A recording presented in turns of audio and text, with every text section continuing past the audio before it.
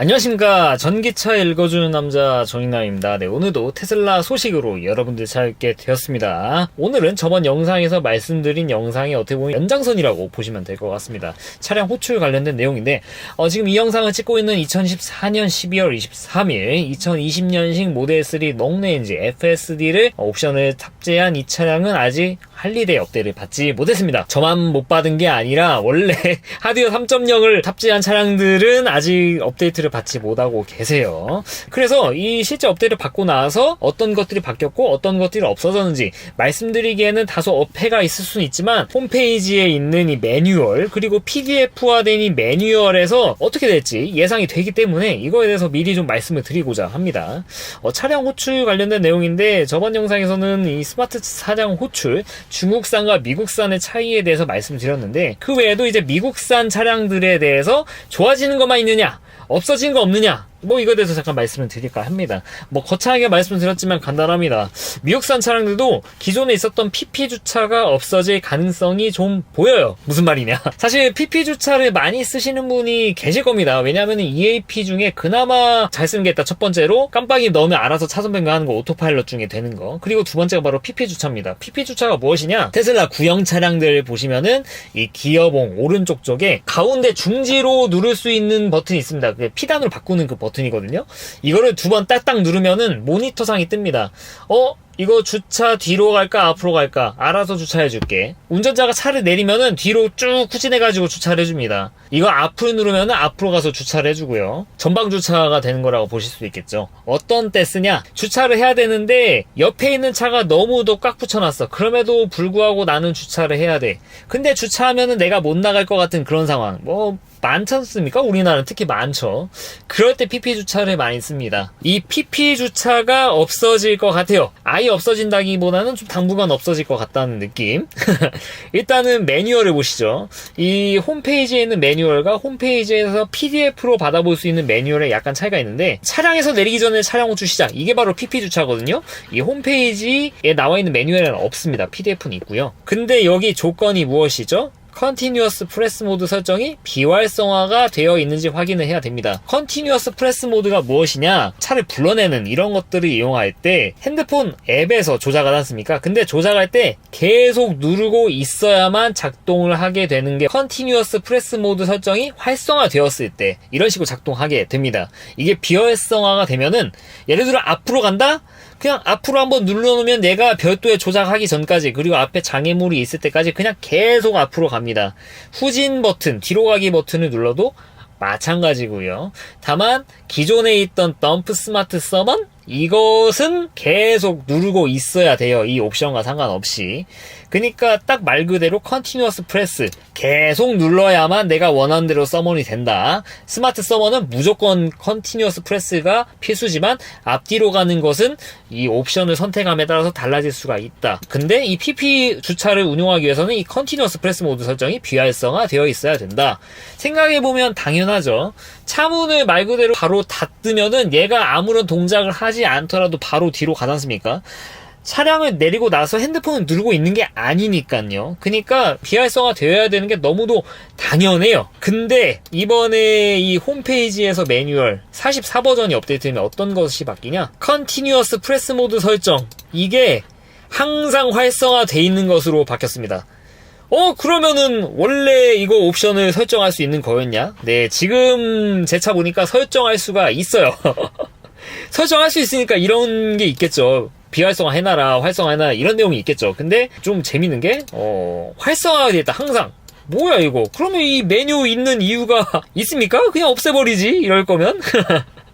그리고 재밌는 거는 하이랜드 버전은 아예 그런 거조차 없어요. 그냥 기본이 그냥 무조건 활성화 되어 있는 게 국룰인 것 같아요. 보시면 컨티뉴어스 쳐볼까요?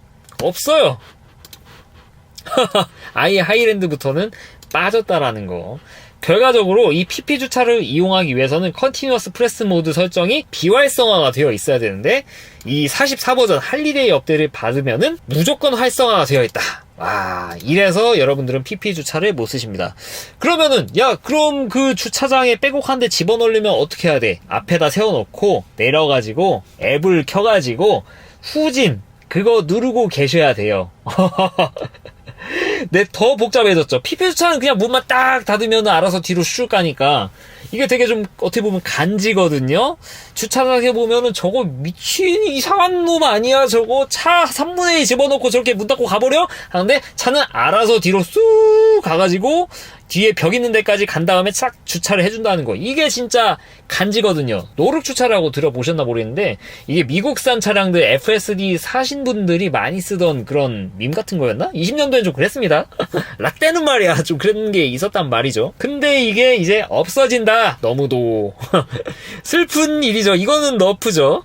그나마 좀 희망회를 돌려보면은 컨티뉴어스 프레스 모드 설정이 일단 존재한다라는 것은 나중에라도 비활성화할 수 있는 이 옵션이 제공될 수도 있는 그런 가능성을 볼 수도 있다라는 것이죠. 그래서 이 부분은 좀 더 지켜보시는 게 좋을 것 같아요. 다만 이 중국산 차량들은 아예 그게 없어졌으니까 참 아쉬운 부분이죠. 그래서 이 부분은 왜 없앴냐, 이 컨티뉴어스 프레스 모드 자체가 아무래도 이 초음파나 이런 센서를 좀 사용해서 그런 게 아닌가 싶기도 해요. 그래서 미국산 차량 중에서도 이 초음파 센서가 삭제된 차량은 아예 컨티뉴어스 프레스 모드 설정이 없을 수도 있겠다는 생각이 듭니다.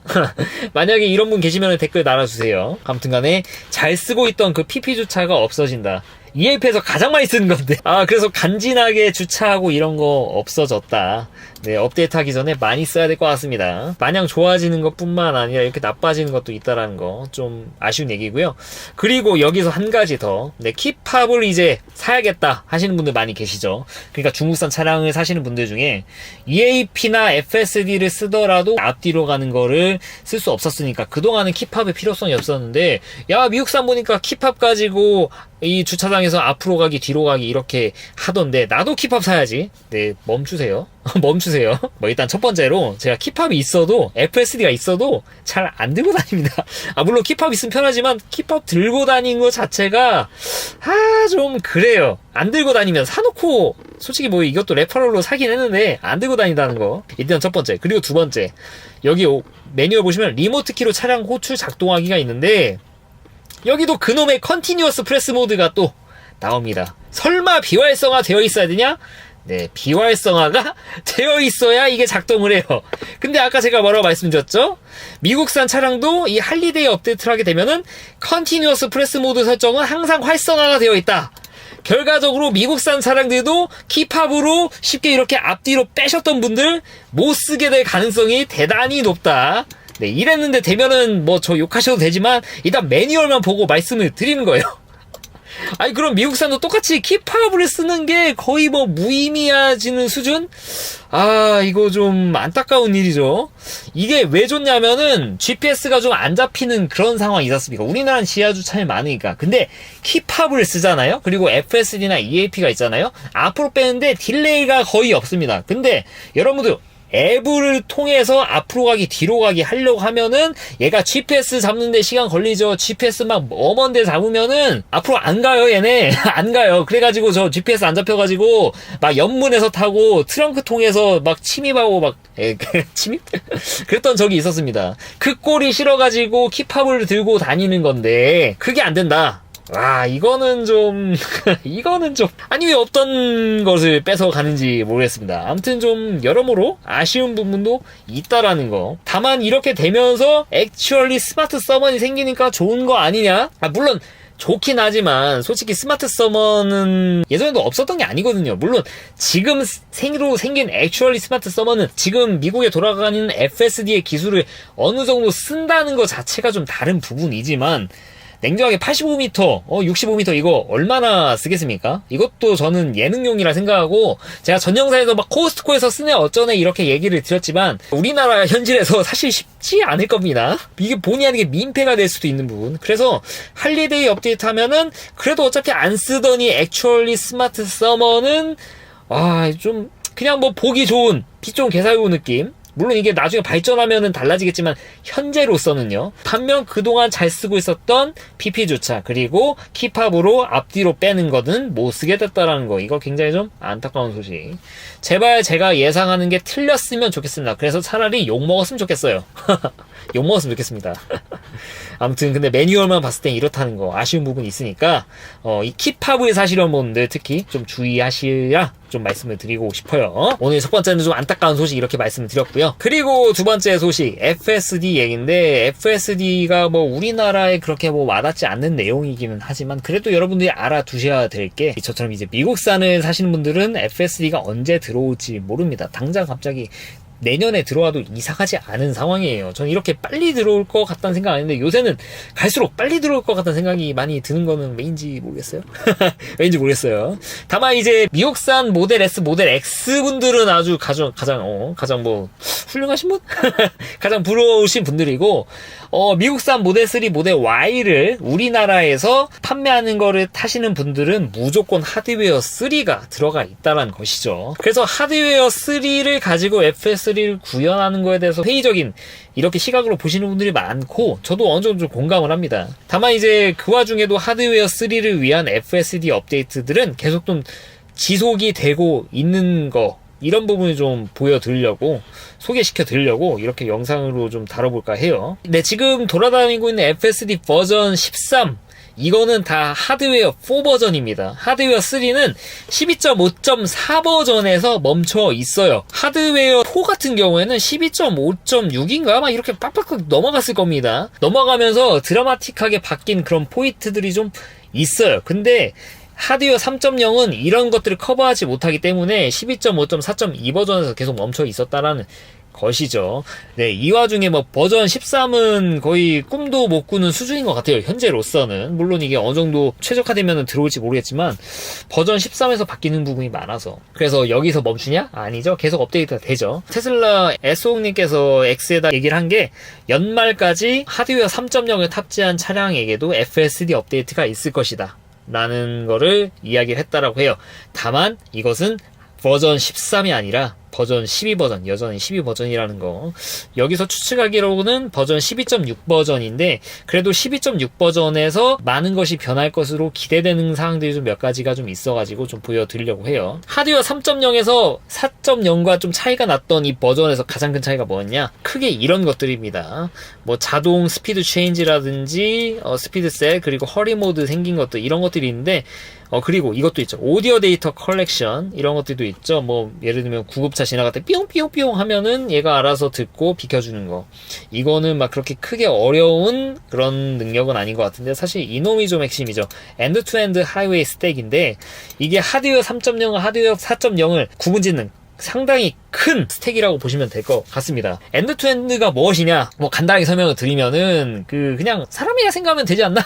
그런 생각이 들어요. 그러니까 기존에는 카메라 센서도 여러 개 있죠? 이런 거 각각의 모듈들이 각각을 인식을 하고 이걸 가지고 어디 생각하는 곳에 보내가지고 거기서 또 판단하고 그걸 가지고 이제 아웃풋으로 또 보내고 이렇게 움직이고 이런 시스템이었다라고 하면은 엔드-투-엔드 같은 경우는 사람처럼 우리 뭐 눈으로 보자마자 바로 이야기 이렇게 튀어나오고 저도 이렇게 기사 보고 바로바로 이렇게 나불나불거릴 수 있게 이런 게 바로 엔드-투-엔드거든요. 그러니까 뇌가 있지 않습니까, 사람이. 물론 뇌도 뭐 모듈화를 시킨다 이런 식으로 생각하면 밑도 끝도 없지만 그냥 뇌라고 생각을 하실게요. 어차피 뇌에서 뭐 언어, 지각 그리고 뭐 이런 거 뭐 계산 이런 거 다 뇌에서 하고 있으니까. 그러니까 그게 간소화가 된단 말이죠. 판단하는데 그냥 보는 즉시 그냥 뇌가 판단해가지고 바로 이렇게 반응이 나오는 거.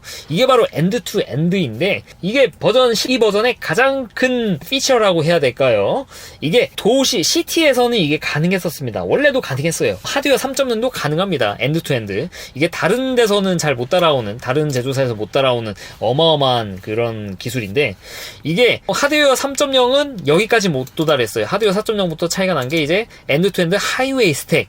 그러니까 뭐냐면은 이미 도시에서 천천히 운행하는 것은 엔드-투-엔드가 다 돼요. 하드웨어 3.0이든 하드웨어 4.0이든 처리할 수 있는 능력이 되죠. 근데 이게 고속도로에서도 된다. 하드웨어 4.0은 지금도 되고 있다라는 거. 근데 하드웨어 3.0은 이게 안 됐었습니다. 업데이트가 멈췄거든요. 이게 왜 어렵냐? 상대적으로 고속도로라는 환경은 굉장히 빠른 속도로 캐치를 해야 되니까 연산할 수 있는 능력이 굉장히 높아야 됩니다. 물론 하이웨이의 특성상 유리한 부분들도 있어요. 왜냐면은 이 도시와는 다르게 좀 더 정제된 환경이죠. 차들만 다니죠. 사람 지나다닐 일이 거의 없죠. 없어야 되죠. 거의 없죠.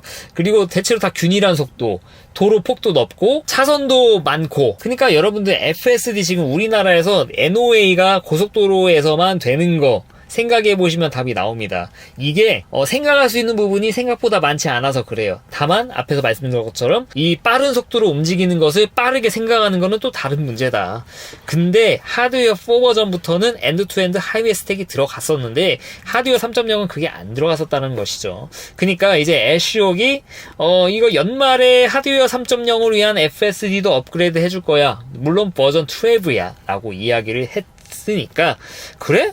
그러면은 이 하드웨어 3.0에서 멈췄던 버전에서 그 다음 버전에서 이런 것들이 업데이트가 됐으니까, 야, 그럼 엔드-투-엔드 하이웨이 스택도 같이 들어가지 않을까? 라는 기대를 많이 하고 있는 것이죠. 이게 업데이트가 돼야 어떻게 보면은 하이웨이 스택과 CD 스택이 하나로 통합된 그런 어떻게 보면 싱글 스택화 된 거라고 보실 수도 있겠죠. 사실 예전에도 싱글 스택은 이미 뭐 된 것처럼 그렇게 얘기를 했는데, 이렇게 별도로 엔드-투-엔드 하이웨이 스택 이렇게 별도로 이렇게 나와 있는 거 보면은 여전히 스택이 좀 나뉘어져 있는 것은 사실인 것 같아요. 네, 아직 유니파이드 된 스택은 아닌 것 같은데, 그래도 하드웨어 4.0처럼 지금 뭐 엔드-투-엔드 CD 스택 있죠, 하이웨이 스택 있으면은 하나의 스택이라고 봐도, 아니면 하나의 스택이 아니더라도 하나의 스택으로 가까워졌다라고 이야기를 해볼 수도 있겠죠. 네, 그래서 이런 부분이 큰 차이가 있었는데 하드웨어 3엔 없었는데 이런 것들이 업데이트가 되지 않을까라는 그런 기대감이 있다라는 거 좀 됐으면 좋겠습니다. 왜냐면은 말씀드린 것처럼 국내에 있는 미국산 모델 3, 모델 Y는 전부 다 하드웨어 3.0이니까. 근데 물론 하드웨어 3를 가진 차량들이 FSD 버전 13으로 판올림되는 거는 사실 어려운 부분이 있어 보여요. 업그레이드 되는 것들을 보면은 뭐 이런 내용들은 어느 정도 가능한 부분도 있겠지만, 예를 들면은 36프레임으로 막 많이 받아들이는 것들, 그리고 해상도 높게 가져오는 것들, 이런 것들은 하드웨어 3.0에서는 구현할 수 없는 거거든요. 일단 가지고 있는 카메라 스펙 자체가 다르고, 이 카메라 해상도 조금씩만 올리더라도 이런 데이터를 처리하기 위한 이 성능 차이는 굉장히 벌어질 수밖에 없는 거거든요. 그래서 이 부분은 극복할 수가 없는 부분이라, 이 하드웨어 3.0에서 FSD 버전 13은 좀 어렵지 않겠느냐, 좀 회의적인 시각을 보시는 분들이 좀 계신 것 같더라고요. 다만 뭐 이것도 뭐 어떻게 보면 말장난이니까, FSD 버전 12가 뭐고 13이 뭐고 이런 거 정의하는 거는 어떻게 보면 제조사의 몫이니까, 어느 정도 빠진 버전으로 해가지고 야 그래도 이것도 버전 13이야, 내가 봤을 때 이건 버전 13이야, 이거는 제조사인 내가 봤을 때 EGMP야, EGMP 여기서 EGMP 그럴 수도 있으니까, 남들 봤을 땐 그게 무슨 버전 13이냐 하겠지만, 테슬라가 이것은 버전 13입니다 여러분 하고 내놓을 가능성은 좀 있다라고 볼 수 있을 것 같아요. 다만 여기서 슬퍼할 필요가 없죠. 예전에도 말씀드렸던 얘기인데, 일론 머스크가 하드웨어 3.0에서 FSD, Unsupervised FSD가 구현이 어렵다라고 하면은 다 레트로핏 해준다고 이야기를 했죠. 버전 13 보니까 저는 맨 처음 왔을 때는 이거 카메라는 그냥 그대로 두고 뭔가 트윅한 버전으로 해가지고 보드만 갈아가지고 하드웨어 4.0입니다 이렇게 할 줄 알았는데, 지금 버전 13 돌아가는 이 꼴을 보니까 옆에는 카메라까지 전부 다 갈아주게 될 것 같아요. 네, 좋은 일이죠. 근데 좋게 되려면은 일단 우리나라 FSD가 들어와야 되지 않을까 싶기도 하고요. 아무튼간에 하드웨어 3.0에 대한 지원은 계속 이렇게 되고 있다. 소프트웨어적인 부분도 있고, 소프트웨어로 극복이 안 되면 하드웨어도 이렇게 갈아줄 거라고 이야기를 했다라는 거 좀 기대해봄직해서 이렇게 좀 내용을 공유를 드릴게요. 네, 그리고 끝마치기 전에 제가 이 FSD 버전 13 이야기를 하면서 이거를 보여드렸어야 했는데, 사실 이게 되게 좀 놀라웠던 건데 이걸 보여드려가지고, 그리고 제가 악을 쓰면서 강조했던 엔드-투-엔드 온 하이웨이 어떤 식으로 작동하는지 좀 간단하게 좀 보여드리면서 영상을 마무리하도록 하겠습니다. 참고로 영상은 AI 드라이버 님이시고요. 엔드-투-엔드 하이웨이니까 생각하면은 그냥 고속도로 운행하는데 사람처럼 운전한다, 그렇게 생각하시면 될 것 같아요. 운행하는 거 보시면 앞차가 앞에 차까지 일단 인식하는 것도 신기한데, 차들이 좀 브레이크를 밟을 거예요. 근데 옆에 보시면은 트럭이 좀 빠르게 지나가고 있고, 이 트럭 뒤에는 차가 없는 것으로 예상이 됩니다. 보통 운전자라고 하면은 이런 상황에서 어떻게 하죠? 바로 깜빡이를 넣고 이쪽으로 피하던지 하겠죠. 근데 이거는 사람이니까 할 수 있는 그런 생각이지, 보통 자율주행 컴퓨터라고 생각을 하면 상식적으로 저희들이 저 같은 경우 저희들이 하면 아니니까 여기에 고수분들 많이 계실 거니까 저라면은 이렇게 예상할 것 같아요. 앞에 차가 감속하니까 나도 좀 감속을 해야지. 그리고 좀 생각하다가 왼쪽으로 이동해야지. 이런 식으로 좀 천천히 돌아갈 건데 엔드 투 엔드입니다. 사람입니다. 바로 깜빡이 넣죠? 바로 사람처럼 야, 틈도 별로 없는데 바로 이렇게 껴든다? 야, 이게 바로 엔드 투 엔드 하이웨이 아닙니까? 옆에 차 피하는 것도 그렇고. 다시 보여드릴게요. 앞에 차량이 감속을 하니까 이렇게 슬그머니, 야, 이거는 사람 아니고서는 할 수 없는 모션이죠. 이것만 봐도 답이 나온다 생각합니다. 이게 바로 엔드 투 엔드다 라는 거. 대박. 네, 앞으로는 좀 이런 제가 예전에는 FSD 관련해가지고 버전이 어떻다 저렇다 이렇게 세부적으로 말씀을 안 드렸어요. 왜냐면은 그렇게까지 다루기는 좀 이게 12.5가 어쩌나 저쩌나 이렇게 하면 안 와닿을 것 같아서. 근데 생각보다 여러분들도 그렇고 이런 거 다 저보다 잘 아시는 분들 많이 계신 것 같더라고요. 아무튼 그래서 저도 앞으로는 좀 이런 부분에 대해서 자주 좀 읊어드릴 수 있도록 노력하도록 할 테니까 좋아요, 구독 잊지 마시고 부탁 좀 드리겠습니다. 이상 전기차 읽어주는 남자 전익남이었습니다. 앞으로도 유익한 주제 가지고 여러분 찾아뵙도록 할 테니까 좋아요와 구독 부탁드리도록 하겠습니다. 긴 영상 시청해 주셔서 대단히 감사합니다.